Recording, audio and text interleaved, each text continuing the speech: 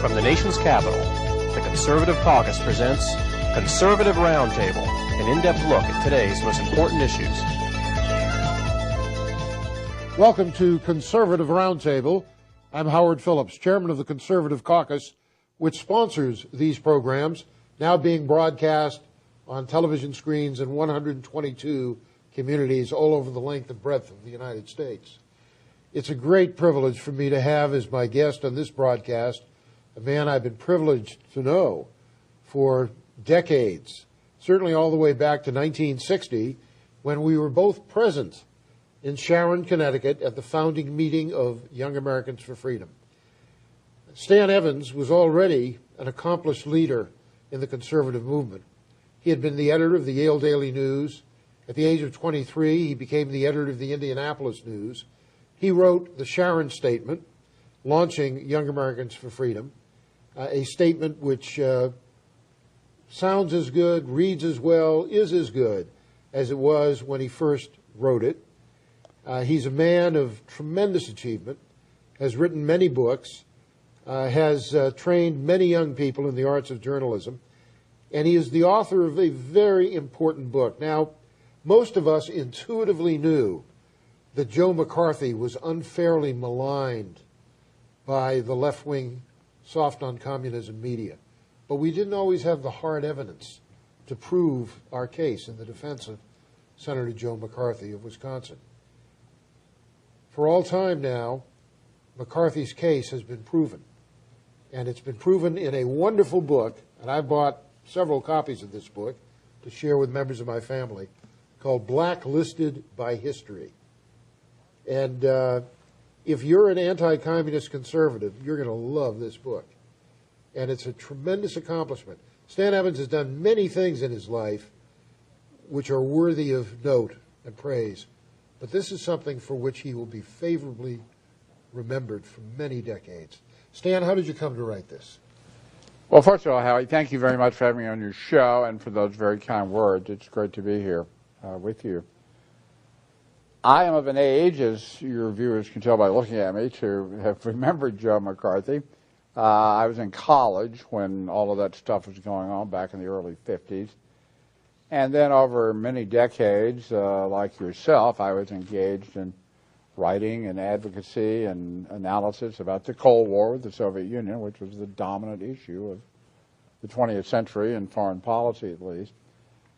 And so I maintain an interest in these issues of communism, Soviet threat, communist penetration of our government, internal security questions, and so on, and accumulated a lot of materials, hearings, files over the years.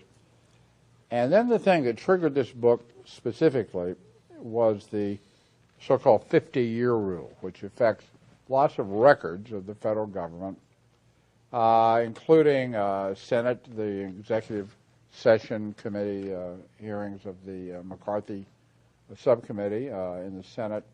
Also affected records of the FBI, records of other government agencies, and a lot of stuff which was not available back in the 50s and 60s and 70s is now available if you will take the trouble to look at it. And mostly I spent, I don't know how many hours at the FBI pulling files on McCarthy cases.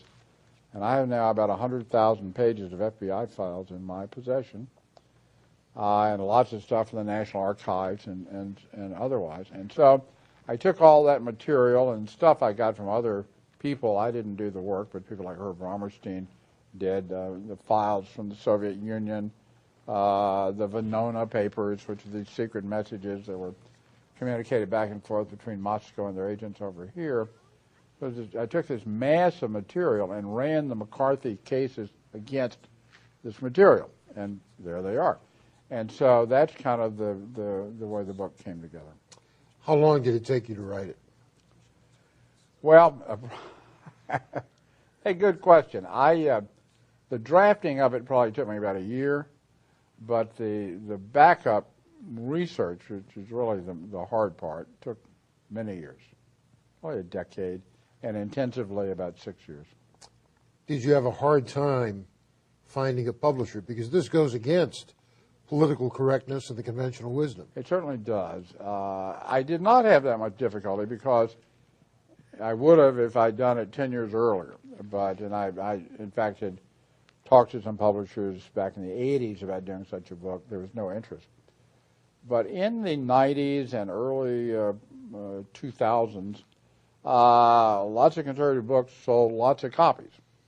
And so a lot of publishers who before had not realized it came to understand that there was a market for conservative books. And most of this was done through Regnery. Al Regnery's company, he's no longer there, but it still bears his name. They sold a lot of books to conservatives and about topics of interest to conservatives. And mainstream publishing houses in New York paid attention to this, and they are now publishing more conservative books too.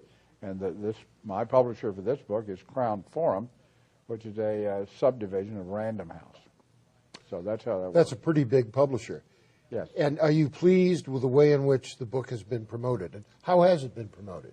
It has mostly been promoted by people like you and the alternative media. It has been promoted on talk radio, by the internet, the alternative methods, cable people, cable TV. That's the way. Did Crown get it in bookstores? Yes. Yes, they did a very good job. It's in Borders, Barnes & Noble. Anybody can get it, through the normal What about channels. the big box stores, like Costco and Walmart? I do not know. Probably not. I'm a regular at Costco, and I haven't Really? seen it there. I could not vouch for that, but I would take your word that it's not What there. proportion of the books are purchased online, Amazon or whatever, as Quite opposed a to few through bookstores? Amazon. And one of the interesting things I found out, and as you can guess from my generation, I'm not much of a computer expert, to put it mildly, and I've been impressed by the way the system works now. It's very different from what I'm accustomed to. And that is that Amazon in particular is a feedback mechanism for media exposure. And when for example, one of the people that has been very enthusiastic about the book is Ann Coulter. And anytime Ann Coulter would write about the book or talk about it in some way, immediately it would spike on Amazon. And the same is true of other media comments. And what happens is that people sit and watch or hear something, and they will go right to their computer and order the book then and there from Amazon. So Amazon is kind of a thermometer by which you can gauge the Absolutely. the way the book is moving. I'm trying to find a publisher for a book on which I'm working. And I remember when I went to the publisher's agent, the first thing she did was check out where books of this kind stood on the Amazon list. And she said, sorry, it's too low. Yeah. This book won't sell. Well, Amazon is an amazing phenomenon, and it's a paradox because people are saying that the internet and computers and whatnot are going to displace print media and so forth and books, but the biggest success story on the internet is selling books. I buy at least one book There every you go. day. So it kind of all works together. So, but anyways, it's done pretty well. The book is done pretty well. Let's talk about what's in the book. You prove in the book that there was Soviet penetration of our government. Big time. And you also prove that Joe McCarthy was right Correct. in identifying Correct. people who were, to put it bluntly, Soviet agents. That is correct. Just for the benefit of your audience, assuming there are some that may not know the background, the conventional story on Joe McCarthy was that he made all these wild charges against innocent people, smeared victims in the State Department in particular and elsewhere, calling them communists, and without a shred of proof to go on. So they said. So they said, and so it is still said in all of the history books and the biographies of McCarthy, endless number of iterations of these charges. Whenever someone talks to me about McCarthyism, I always reply, well, Gene wasn't such a bad guy. There you go.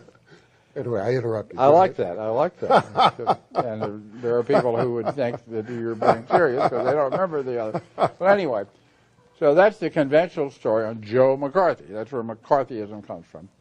And it's been out there for 50 years. And so what is now possible is to test that conventional image against the empirical record that is available now as it was not then.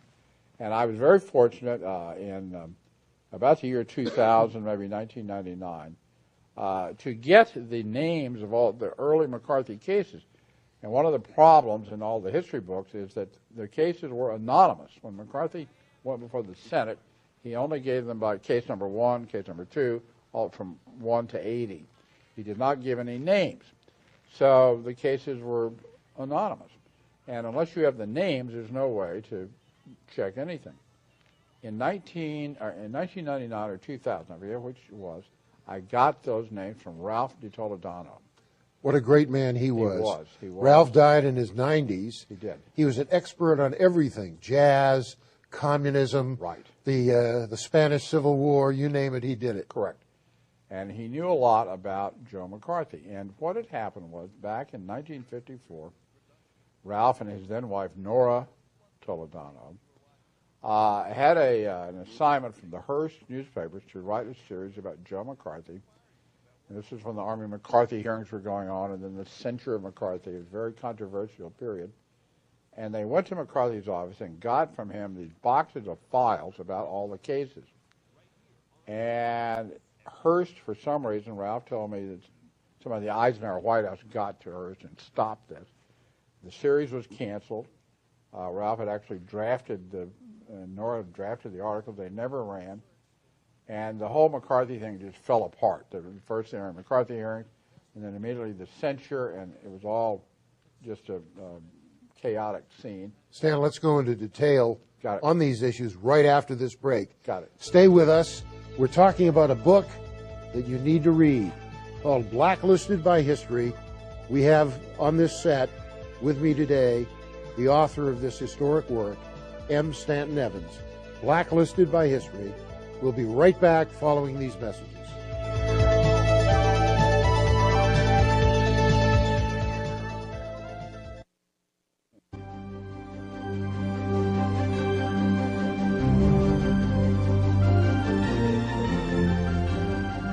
Hi, I'm Congressman Tom Tancredo. I just returned from a hearing on the southern border in a place called Brownsville, Texas. One of the participants in the hearing told us that for them, a border really doesn't exist between the United States and Mexico. Well, unfortunately, a lot of people have that attitude, that there are no such things as borders, that they really don't matter, that they're just lines on a map and nobody should pay attention to them, and that we're all just residents of the North American continent. Well, you know what? That's baloney.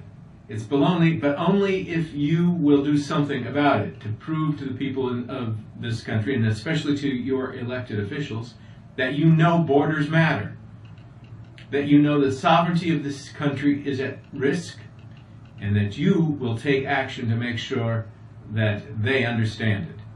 That action is best taken by calling your local talk radio stations, writing letters to the editor, and of course, letting members of Congress know that you know. That's the best thing.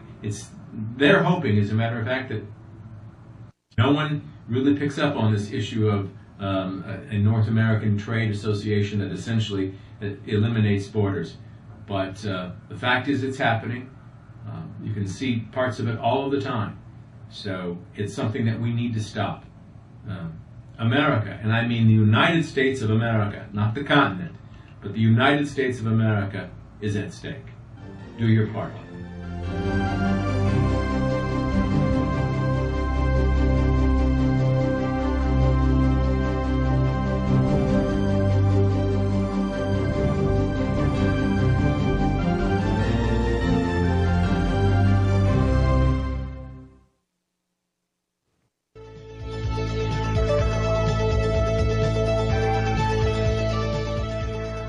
Welcome back. I'm Howard Phillips, Chairman of the Conservative Caucus, and our guest is M. Stanton Evans, author of Blacklisted by History.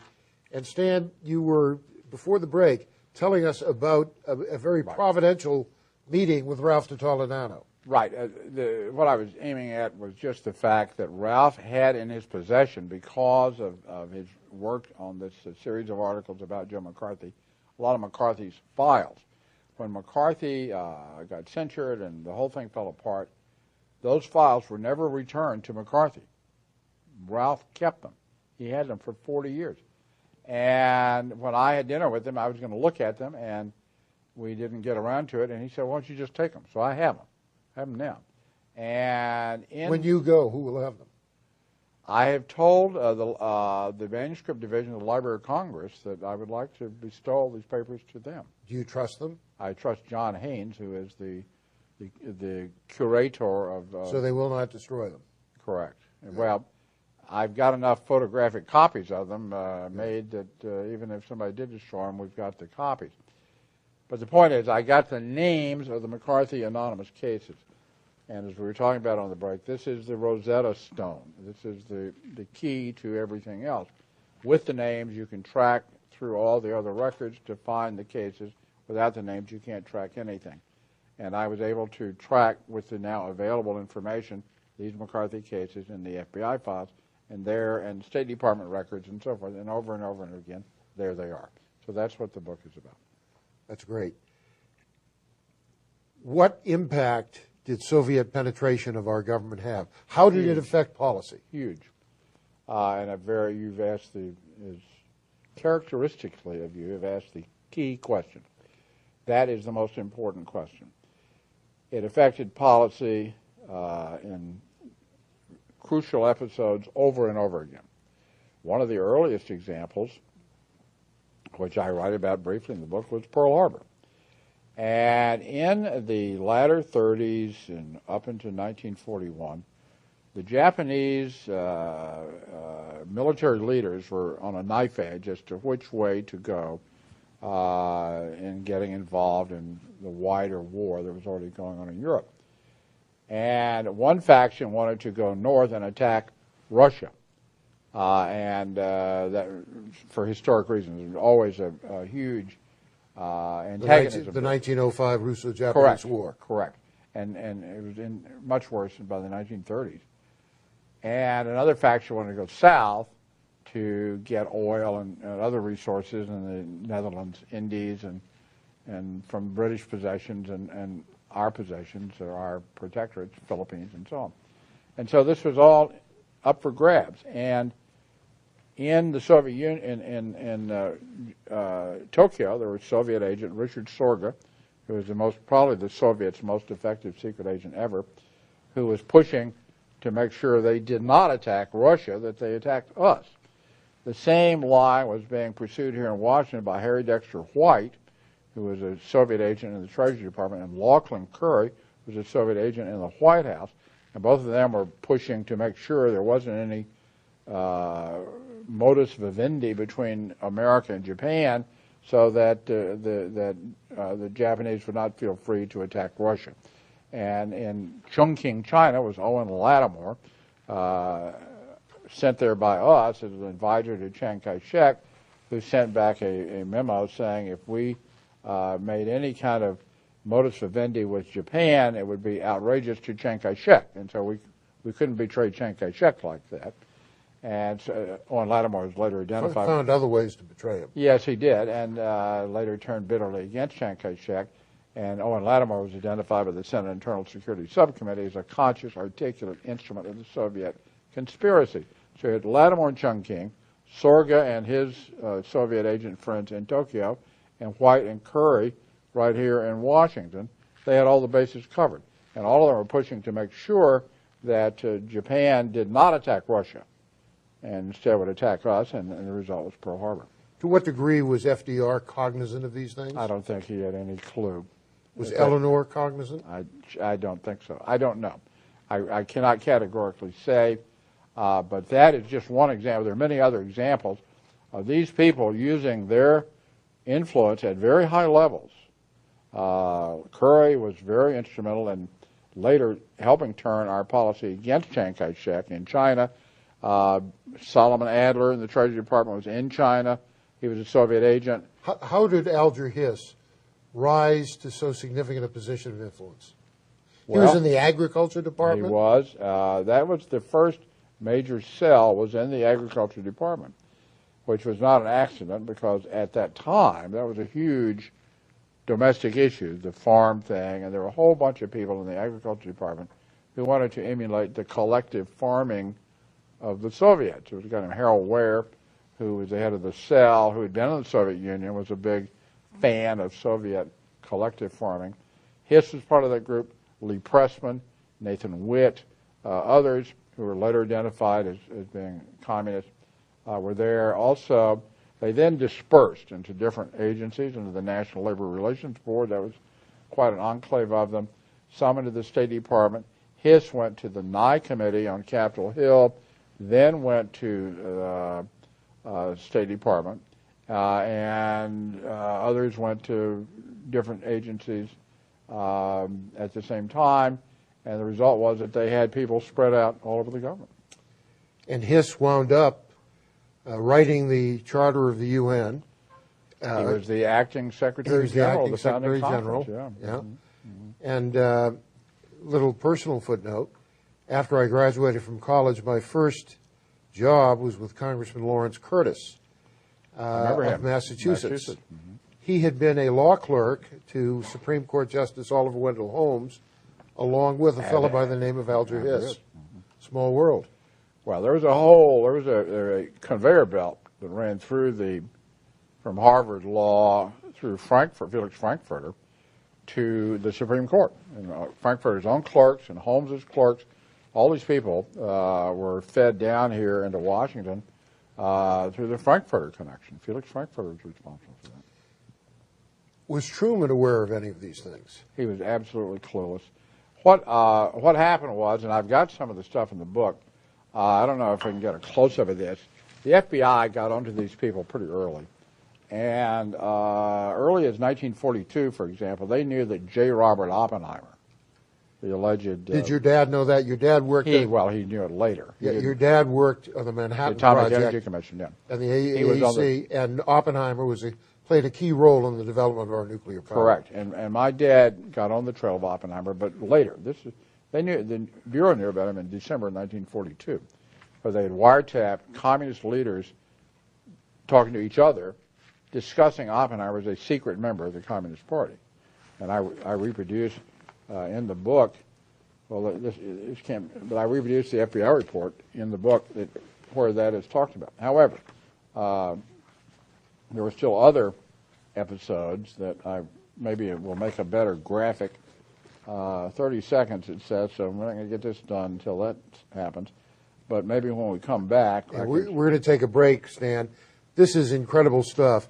I hope every student of American history has a chance to view this broadcast or to obtain a DVD of this. We produce DVDs of all of our interviews. Some of them have been viewed by many thousands of people. And I think this is a DVD that if you're a viewer, you ought to obtain and share with your family so they can learn the real history of communist penetration of the U.S. government. Stay with us. I'll be right back with M. Stanton Evans following these messages.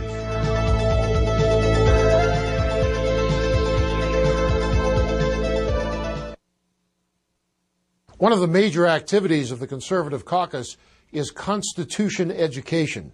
We want to help raise up a new generation of leaders who understand the underlying principles of the Constitution and the meaning of its key provisions.